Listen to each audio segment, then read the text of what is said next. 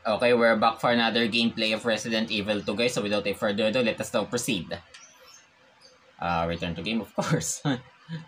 Click. By the way, napansin ko nga lang pala, guys, napaka-ikli pala ng campaign ni Ada. Okay lamang yun. Ang malagay na experience natin siyang gamitin. Alright. Now it's time to find her and save her, of course. Yeah. We're going to find her using Leon again. Wait. Okay, sa sewer gate na tayo, guys. Diretso. Let's go, let's go. Down the sewers. Ito bro ang kadiri pagka naligo ka din eh. Disgusting. That's a pleasant smell. Yeah, of course. That's what we get for saving Ada. Wait. Okay, this is a dead end. Sure ba? Oo nga, dead end yan. Left or right? Try mo natin sa left. Simulan natin sa madilim bago sa maliwanag. Let's go, let's go. I think there's something here. There is something here. Shotgun shells, Alright. We got it. Alright, let's. Asa tayo din eh. Bro, seryoso, kadiri din eh. Tamba ka mga basura din eh. Pero para kay Leon, ano kayong lasa nito din eh, no? I don't wanna know. Oh! Now, where are we now? Okay. There is another point of view here. We're going to check that. And we also see a different kind of corpse here, guys. Oh my goodness. Is this a corpse of a soldier? Teka, flashlight ulit, Leon. Flashlight ulit. Yan, there we go. Ay, pistol nga. Para makatipid natin yung balance shot dyan. Guys, what kind of a corpse is this? Is this a soldier's corpse? Hindi ko masabi kung soldier siya o hindi eh. Or either he's one of the Umbrella's people. Meron siyang gas mask eh. Okay, let's mind him later. Oh. What's this? USS digital video cassette. Oh, okay. I think kailangan natin ng TV din eh. Alam ko to eh. Yan. I know this kind of object. And we need a TV to use it. Wait, don't tell me babangon ng mga ito mamaya pagka dumaan ulit tayo din eh pagka may chances. Adoy. Mayroon pa din eh. Bro, seriously, where did they come from? And where are we anyway? Oh. Okay. Let's do this again. We're going to do some headshots again. Pak! Again. Pak! There we go. 2 hits. May malulot ba tayo din, guys? Okay, I think wala. Ooh! There's a door here. Okay, lock. And wala tayo ng susi nito. So, treatment facility. Kailangan natin ang susi dyan. Ang putik, bro! Nakasabit din eh. How did he end up there?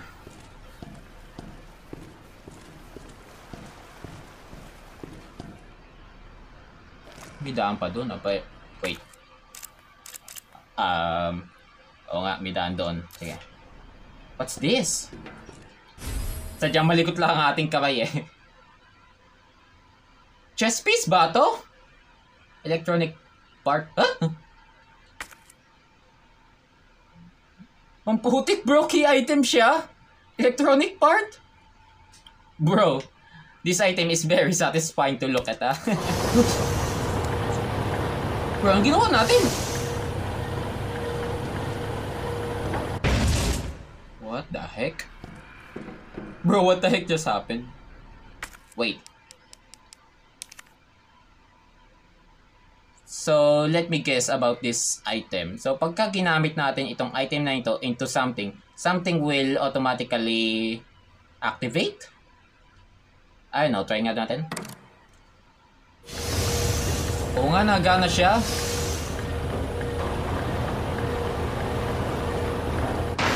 Okay, I guess i-leave muna natin ang diyan. Pamidaan tayo. Okay, yung gata-gandaan natin. Hindi ba ito lang yung bangkay na nakasabit doon? Ayun, nalaglag siya. Ang laki niya zombie mo. Ang putik na, bangon na uli. Okay. Isa pa. There we go. Nakakalimutan ko may zombie nga pala din eh. Sorry. There we go. Okay, let's make a run for it. Oh, ito na ang pintuan na to ah. Okay, we need another key here. Wait, saan ba tayo pupunta? Okay. Hindi, may daan pa din eh oh. So, let's go.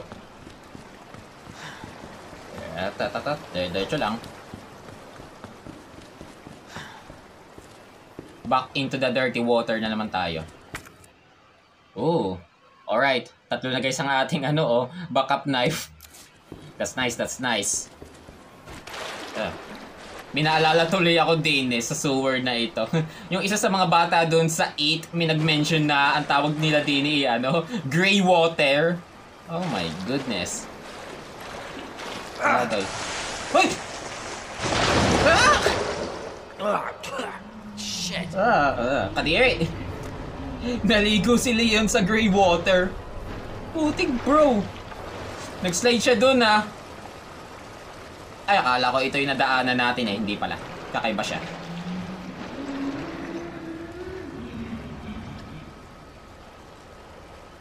Ay, di pala yung sa laro. Akala ko yung sa labas. Bro, ano yun? Boses ba ng tao? Bro, ano yun? Oh my goodness, bro. I guess there's something here that isn't human or a zombie neither. I guess it's a monster. Kakaibang tunog eh. Oh. Okay, we need that blue herb. Okay, flashback about this item. Tandaan nyo ba guys sa police station dun sa malaking statue na mayroong kailangan lagyan ng 3 medallions. Tapos pagka nalagyan natin yung 3 medallions, makakapasok tayo dun sa secret underground room. Napansin ko lamang, may ganton nito dun eh. Okay, let's mind that later. Tara.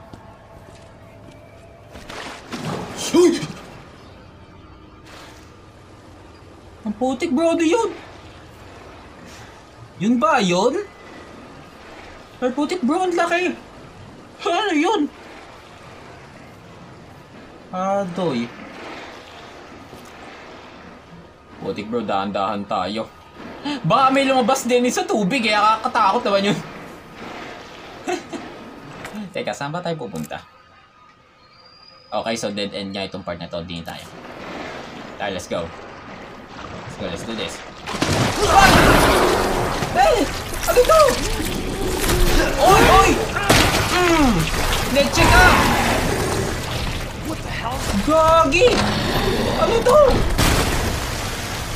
What the heck? What the heck? Ano yung pinapay natin sa kanya? May mata din siya sa braso! Yahadoy! Reload! Bro, what are you doing? Ano ito? Ay! Ay, putok bro! May naputok! Uy! Okay. Okay. Nice. Putik bro, what the heck is this? Oh! Ay! No! Nakakita na naman! Nabok ang bibig niya! Okay. Sa braso lang lagi. Ano? Paglaki bro! Yahadoy! Boss ba to? Putik. Teka, return muna natin ating knife. Gagi! Kadiri eh! Nadig na mga zombie yung gunfire natin. Pero putik bro, ano ito? Okay, may napansin ako guys sa monster na ito. Mukha siyang may bulate, worm, na naka-attach sa katawan ng tao. You all see that, right? Meron siyang katawan ng tao dun eh. Okay. Let's don't mind him. The important thing is we killed it.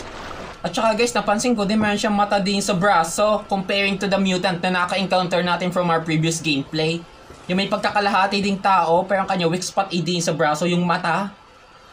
Doy. Oh my goodness. Palala ng palala mga halimaw din eh. Tuwing palayo tayo ng palayo, palala ng palala mga monster ha. Oh my goodness. At ubos na din bala natin. Kakataranta eh. Pero feel ko maka-encounter ulit tayo ng ganyong klaseng halimaw pag naisagad natin tong sewer. Speaking of sewer, bakit may ganito to din eh? Cable car. Interesting.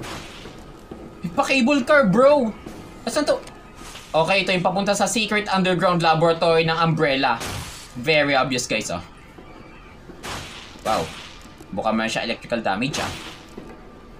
Kailangan niya ng repair ah. Right. Ay, teka wait. Uy, saan nga pala tayo pupunta? Wait.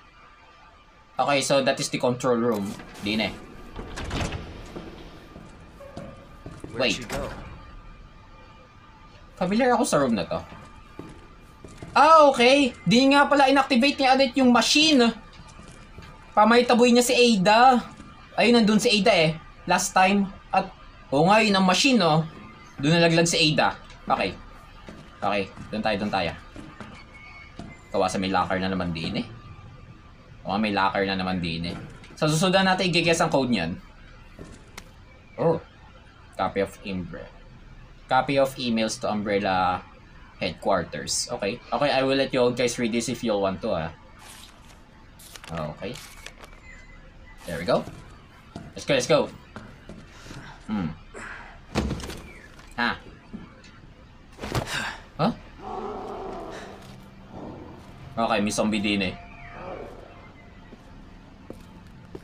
I don't like the sound of that. Yup, me neither. Pero bro, nasaan si Ada? Guys, where's Ada? Ay, ayun! Ada. Waste disposal. Okay, so ito yung pintuan. I'm coming, Ada.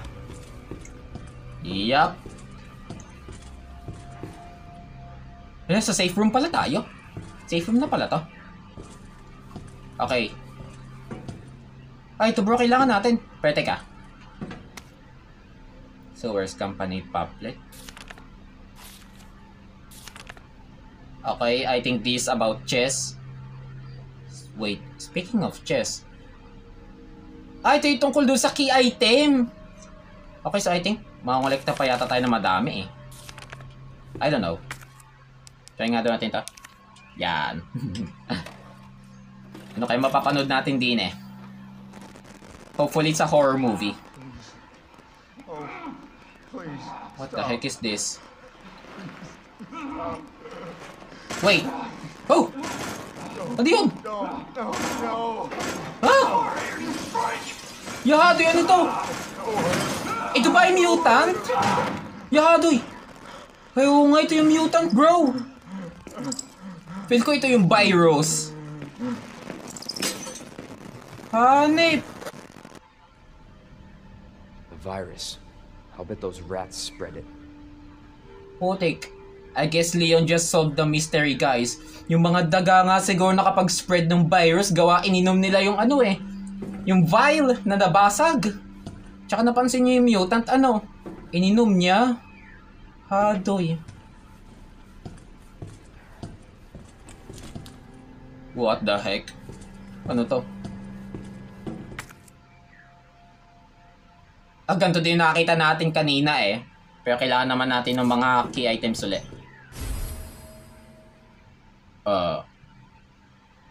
Oo nga, ganito nga. Electronic part oh. Okay. Very obvious naman eh. Feel ko pwede natin siya di ilagay. Matching looks eh. And yet there still nothing happens. Okay. Unlocking the U area door. Okay, basahin na natin next time. Okay, new objectives. Find the plugs. Yeah, nothings. Oh, okay. There's another one here. Okay. Oh, ay kung ano na nililikot natin, may nalilimot tayo eh, oh. Sige, wait. Balik na natin siya din eh. Yan. At saka, din eh. Yan. Di pa natin alam yan eh. Aalamin natin guys sa susunod nating gameplay ah.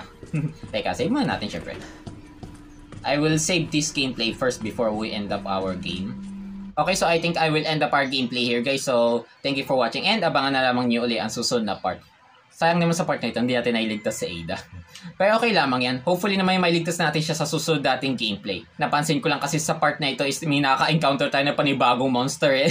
Eh putik bro, nakakarumi ang itsura niya at saka napakalupit ng design niya. Very amazing design guys. Pero putik kadiri pa din sa Jaguar. May pagkakalahati siyang bulati at saka zombie. At feel ko makaka-encounter ulit tayo ng ganyong klaseng halimaw sa mga susunod nating gameplay.